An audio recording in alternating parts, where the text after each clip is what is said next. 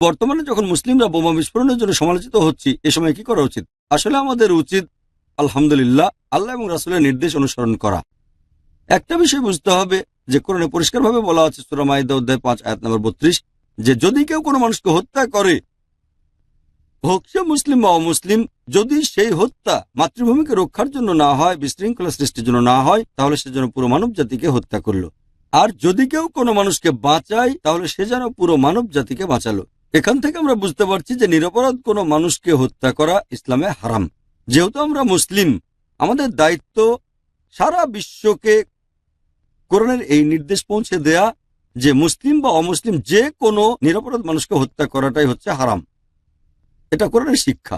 এবং হয়তো কিছু তথাকথিত মুসলিম আছে যাদের আছে খারাপ উদ্দেশ্য বা যাদের আছে ভুল শিক্ষা, তারা ভাবে হত্যা করা অন্যায় না।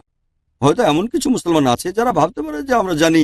কিছু মানুষ আছে যারা অন্যদের মগজ ধোলাই দিয়ে বলে যদি এসব করি তাহলে আমরা জান্নাতে যাব। কাজেই বোঝা যাচ্ছে এইসব ভাবনা হলো অবাস্তব ভাবনা। যদি সত্যের পথে চলতে হয়, কোরআন এবং সুন্নাহর আলোকে চলতে হবে। নিরাপরাধ কোনো মানুষকে হত্যা করব না। কাজে 11 সেপ্টেম্বর আমেরিকার নিউ ইয়র্কে যে ঘটনাটা ঘটেছিল, বোমা বিস্ফোরণ হোক লন্ডনে বা ইন্ডিয়াতে, এই সব ঘটনা কোনো মুসলিম বিশেষজ্ঞ যার ইসলামের জ্ঞান আছে সে কখনোই বলবে না নিরাপরাধ মানুষকে হত্যা করা ঠিক।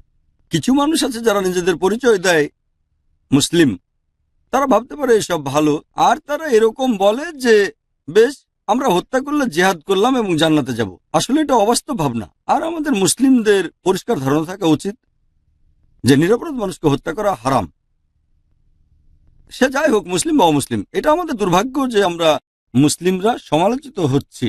এই সময়ে আমাদের কোরআন এবং সুন্নাহর শিক্ষা ছড়িয়ে দিতে হবে যে নিরপরাধ মানুষকে হত্যা করা হারাম। যদিও প্যালেস্টাইনে একটা যুদ্ধ চলছে যেখানে মানুষ হত্যা করা হচ্ছে, তারা যদি সেখানকার আর্মির বিরুদ্ধে জিহাদ ঘোষণা করে তাহলে সেটা অন্য ব্যাপার। মুসলিম হিসেবে আমরা সেটার পক্ষে। যদি ইসরায়েল সরকার প্যালেস্টাইন আক্রমণ করে আর প্রতিদিন শত শত মানুষ হত্যা করে, হাজার হাজার মানুষ মারা যায়, যদি ওরা আর্মির বিরুদ্ধে যুদ্ধ ঘোষণা করে, সেটা সম্পূর্ণ আলাদা বিষয়। কিন্তু প্যালেস্টাইনে যা ঘটছে তার জন্য এখানে নিরপরাধ মানুষ হত্যা করলে সেটা ইসলামে হারাম। কাজে যারা কোনো পরিবারে আক্রমণ করার জন্য দায়ী, যেমন করছে ইসরায়েলে মানুষ হত্যা নির্দেশ দিচ্ছে, তাদের উপর প্রতিশোধ নেবার বিষয়ে যে কারো যে কোনো সিদ্ধান্ত বা আমরা যুদ্ধ করতে চাইলে সেটা সমর্থন করে ইসলাম। কিন্তু নিরপরাধ কোনো মানুষকে হত্যা করা, যেমনটা নিউ ইয়র্কে ঘটেছিল 11 সেপ্টেম্বর, অথবা বোমা বিস্ফোরণের ঘটনা লন্ডন বা বোম্বেতে, সেটা হারাম। কিন্তু একই সাথে আফগানিস্তানে যা ঘটছে আমরা তার জন্য দুঃখ প্রকাশ করি। আফগানিস্তানে হাজার হাজার মানুষকে মারছে আমেরিকানরা, সেটাও হারাম। ইরাকে যা ঘটছে হাজার হাজার মানুষ মেরে ফেলছে, সেটা অন্যায়, আমরা তার নিন্দা করি। আমরা এইসব বিষয়ে সমর্থন দেই না। যা অন্যায় সেটা অন্যায়, সেটা মুসলিম করুক বা অমুসলিম যে করুক। জানেন না বোম্বে বোমা বিস্ফোরণের জন্য কারা দায়ী?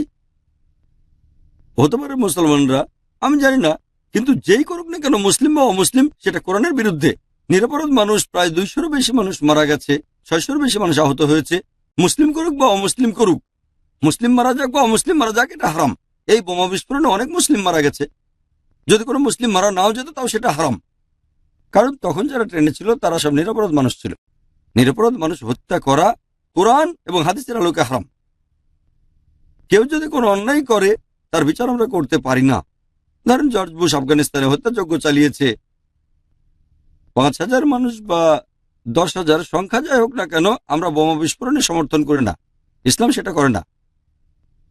তাই ইসলামের আলোকে বর্তমান সময় আর অবস্থার পরিপ্রেক্ষিতে আমরা মুসলিমরা কোরআনের সঠিক শিক্ষা ছড়িয়ে দেব।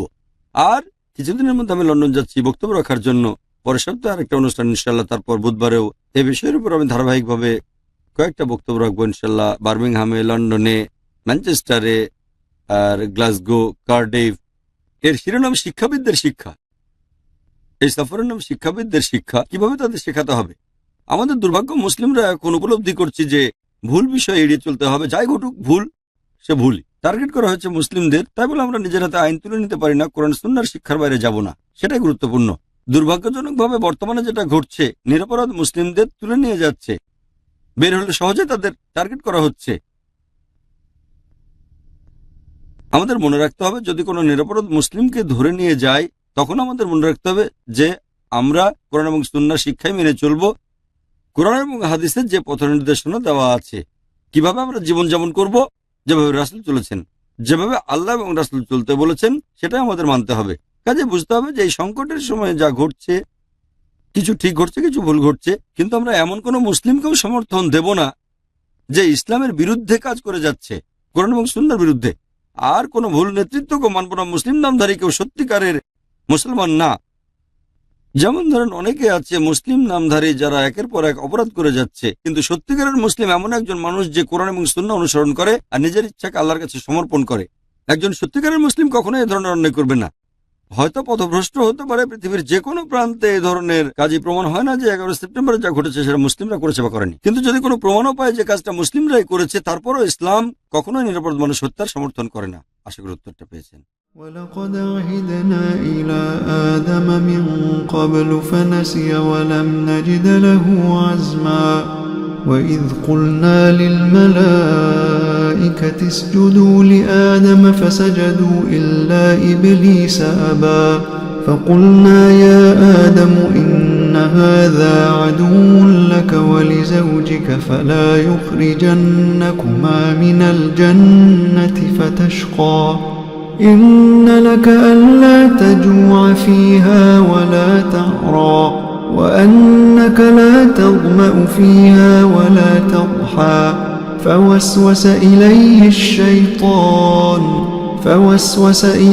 الشيطان قال يا آدم هل أدلك على شجرة الخلد وملك لا يبلى